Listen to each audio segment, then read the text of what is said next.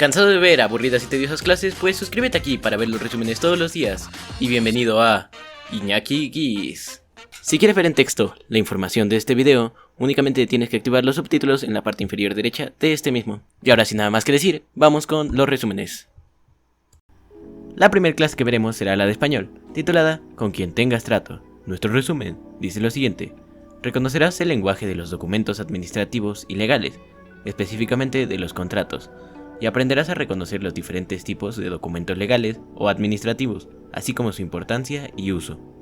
Uno de los usos de la comunicación en nuestra vida cotidiana es crear documentos que tienen un valor para organizar lo que hacemos en sociedad, por ejemplo, las actas de nacimiento y la CURP. Otros de estos documentos son el sustento escrito de las transacciones o tratos que tenemos con diferentes personas. Gracias a ellos podemos validar, certificar o demostrar quiénes somos, así como aquello que compramos o recibimos. Algunos de estos documentos deben tirarse de inmediato, pero otros se deben mantener por más tiempo, incluso de manera permanente, en buen estado y al alcance de la mano. Como ejemplos relativos a los documentos legales, las actas de nacimiento, los certificados o las escrituras de una propiedad y los documentos administrativos como los contratos, facturas o recibos. Uno de los documentos más comunes es el contrato. Con los contratos dejamos por escrito un acuerdo que tengamos con una entidad o persona. Los contratos son un tipo de documento legal en los que se requiere de dos o más personas, a las cuales llamamos partes. En ellos se establecen los derechos y obligaciones de cada una y se presentan en cláusulas o condiciones. Algunos contratos también requieren de la certificación de un tercero o un notario para su validez. Para firmar un contrato deberán ser mayores de edad o tener la autorización de sus padres o tutores. Además, tendrás que comprender bien lo que implica que aceptes dicho documento con tu firma. Por ello, es necesario que aprendas a leerlos y a entender su contenido. Su lenguaje difiere mucho de los otros textos, como por ejemplo de los literarios. El lenguaje se basa en el uso de fórmulas, tecnicismos, expresiones y tiempos verbales muy específicos, vocabulario especializado y un estilo formal. Estos tecnicismos varían dependiendo del documento que tengamos en nuestras manos, por ello debemos leerlos muy bien antes de firmarlos. La dinámica en familia de esta clase es la siguiente: pide ayuda a un familiar para que te muestre un contrato de teléfono, arrendamiento o de internet. Identifica su estilo, los tecnicismos y las fórmulas que se usan. Continuaremos con la clase de matemáticas, titulada Histogramas, polígonos de frecuencia y gráfica de línea. Nuestro resumen dice lo siguiente: recolectarás, registrarás y leerás datos en histogramas, polígonos de frecuencia y gráficas de línea, y aprenderás sobre la diferencia entre un histograma y un polígono de frecuencia, así como su utilidad. En estadística, un histograma es una representación gráfica de una variable en forma de barras, donde la superficie de cada barra es proporcional a la frecuencia de los valores representados. Sirve para obtener una primera vista general o panorama de la distribución de la población o de la muestra respecto a una característica cuantitativa y continua, como la longitud o el peso.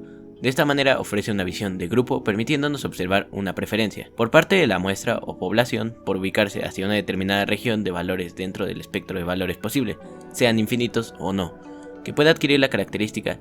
Así pues, podemos evidenciar comportamientos, observar el grado de homogeneidad, acuerdo o concisión entre los valores de todas las partes que componen la población o la muestra. O, en contraposición, podemos observar el grado de variabilidad y, por ende, la dispersión de todos los valores que toman las partes. También es posible no evidenciar ninguna tendencia y observar que cada miembro de la población toma por su lado y adquiere un valor de la característica aleatoriamente sin mostrar ninguna preferencia o tendencia, entre otras cosas. La diferencia entre un histograma y una gráfica de barras es la siguiente. En la gráfica de barras, las columnas se colocan sobre una etiqueta que representa una variable categórica, y la altura de la columna indica el tamaño del grupo definido por las categorías. En un histograma, las columnas se colocan sobre una etiqueta que representa una variable cuantitativa, y la etiqueta de la columna puede ser un valor único o un rango de valores. Esta es la principal diferencia entre ellos. Con los gráficos de barras, cada columna representa un gráfico definido por una variable categórica, y con los histogramas, cada columna representa un grupo definido por una variable cuantitativa. Un histograma es parecido visualmente a una gráfica de barras, pero no es lo mismo. Por eso es muy importante que sepas la diferencia y no te confundas. Un polígono de frecuencia es el nombre que recibe una clase de gráfico que se crea a partir de un histograma de frecuencia. Estos histogramas emplean columnas verticales para reflejar frecuencias. El polígono de frecuencias es realizado uniendo los puntos de mayor altura de estas columnas.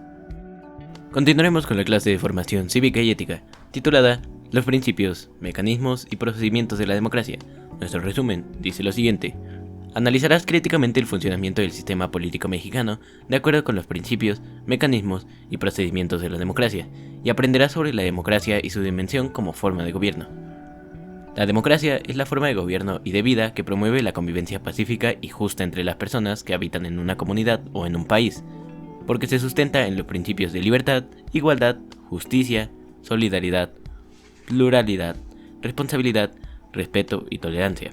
En los países que tienen una forma de gobierno democrática, todas y todos tenemos los mismos derechos. Una de las características de la democracia es que el poder lo detenta el pueblo, que lo delega a sus representantes elegidos mediante procedimientos democráticos. La democracia es la forma de gobierno más justa, porque se reconocen los derechos de todas las personas con base en un marco legal que los protege y con mecanismos para participar en la vida pública. Para tener un gobierno democrático, se ha recorrido un largo camino. Después de que México se conformó como una nación independiente, se buscó la mejor manera de gobernar. México pasó por un imperio, y cuando parecía que se fortalecía como una república democrática, llegó a gobernar el general Porfirio Díaz, quien prolongó su permanencia en el gobierno poco más de 30 años. Muchos grupos lucharon para derrocar la forma de gobierno dictatorial y avanzar hacia una democracia. Las principales demandas de los participantes en la lucha armada se concretaron en la Constitución Política de los Estados Unidos Mexicanos de 1917. Con los avances de la democracia se han obtenido logros, como tener un Estado de Derecho sustentado en la Constitución Política de los Estados Unidos Mexicanos. El principio democrático de soberanía fue uno de los más importantes logros para defenderse de invasiones extranjeras. El artículo 39 dice lo siguiente: la soberanía nacional reside esencial y originariamente en el pueblo. Todo poder público dimana del pueblo y se instituye para beneficiar de este. El pueblo tiene todo el tiempo el inalienable derecho de alterar o modificar la forma de su gobierno. En el artículo 40 se definen las principales características de las formas de gobierno democrática.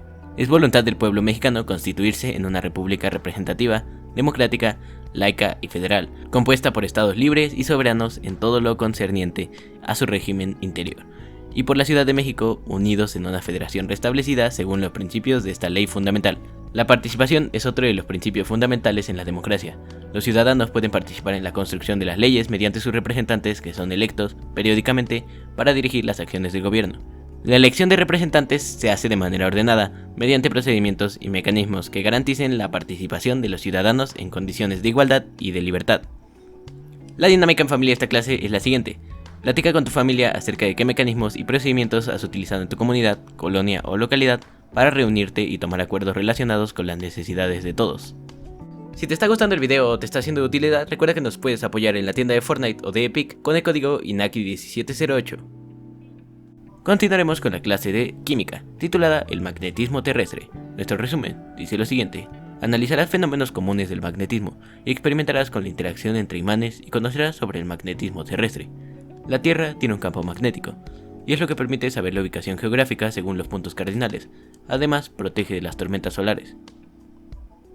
El campo magnético de la Tierra y los imanes tienen mucho en común, pues ambos tienen dos polos, norte y sur, y sus campos se originan en materiales con propiedades magnéticas, como el níquel y el hierro.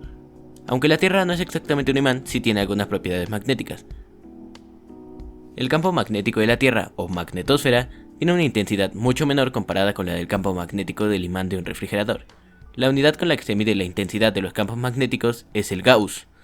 Se llama así en honor al matemático y físico alemán Carl Friedrich. Las auroras boreales se producen cuando las partículas del viento solar chocan con el campo magnético de la Tierra. Cuando esas partículas alcanzan la atmósfera terrestre, chocan con las moléculas de oxígeno y nitrógeno, y dependiendo de las moléculas con las que se impacten, se produce uno de los colores que podemos observar. Cuando las partículas del viento solar chocan con el oxígeno, en la atmósfera se ven auroras verdosas. Cuando chocan con el nitrógeno se ven auroras púrpuras o rosas, y si la atmósfera tuviera elementos como el sodio o el neón, se verían auroras amarillas o naranjas. Las brújulas nos indican hacia dónde está el norte geográfico, y han sido dispositivos muy útiles para la navegación europea desde el siglo XVI. La dinámica en familia de esta clase es la siguiente: construye una brújula en casa, pide ayuda a tu familia para elaborarla. Solo necesitarás una aguja para coser, un trozo de corcho o de unicel, un imán y un recipiente con agua. El procedimiento es el siguiente: frota la aguja con el imán unas 50 veces, cuidando que siempre sea el mismo sentido, es decir, el ojal a la punta o de la punta al ojal, nunca en ambos sentidos. Pega la aguja al pedazo de corcho o de unicel y colócala cuidadosamente en el recipiente con agua. Verás que la aguja se alineará automáticamente con el campo magnético de la Tierra. El extremo que señala el norte, es decir, la punta o el ojal, dependerá de la dirección en la que hayas imantado la aguja. No coloques tu brújula cerca de aparatos como computadoras, bocinas u otros dispositivos que tengan o funcionen con imanes, porque esto afectará la dirección de la aguja. Y finiquitaremos el día de hoy con la clase de tecnología, titulada La técnica en innovación constante. Nuestro resumen dice lo siguiente: la tecnología es el conjunto de todos los medios que la humanidad ha utilizado para modificar la naturaleza, por ejemplo, herramientas, aparatos, instrumentos, máquinas y toda clase de objetos fabricados e inventos. Uno de estos inventos es la batería.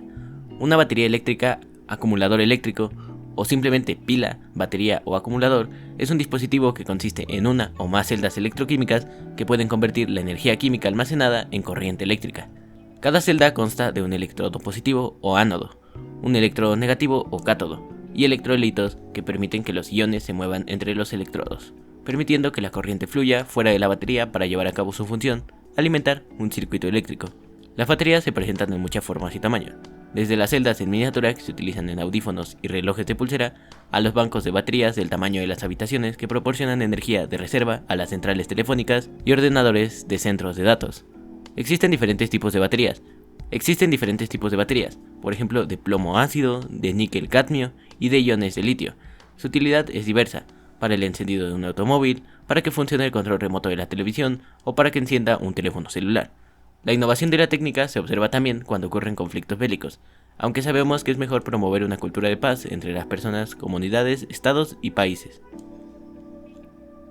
Otra de las grandes épocas de avances comienza a partir del último cuarto del siglo XIX. Se produce en Europa un proceso conocido como la Segunda Revolución Industrial, que significa el triunfo del maquinismo y de la gran industria sobre la mediana y pequeña, el aumento de la producción y la expansión del mercado mundial de productos.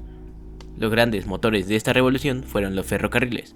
La instalación de largas vías férreas proporcionó trabajo a miles de personas, al igual que la construcción de vagones y locomotoras, que además demandaron el aumento de producción de los materiales con los que estaban construidos. Inglaterra se especializó en esta industria y exportó trenes a todo el mundo. Los países compradores quedaban ligados a los fabricantes ingleses para la provisión de repuestos y personal técnico. El aumento de la producción llevó a cabo la búsqueda de nuevos combustibles. El petróleo y la energía eléctrica permitieron crear nuevas máquinas y transportes más veloces impulsados por motores a gasolina o eléctricos. Y eso ha sido todo por el video de hoy. Si te gustó, recuerda darle like, suscribirte y activar la campanita para estar al tanto de próximos videos. Si crees que le puede ser útil a alguien más, no olvides compartirlo. Muchas gracias y hasta la próxima.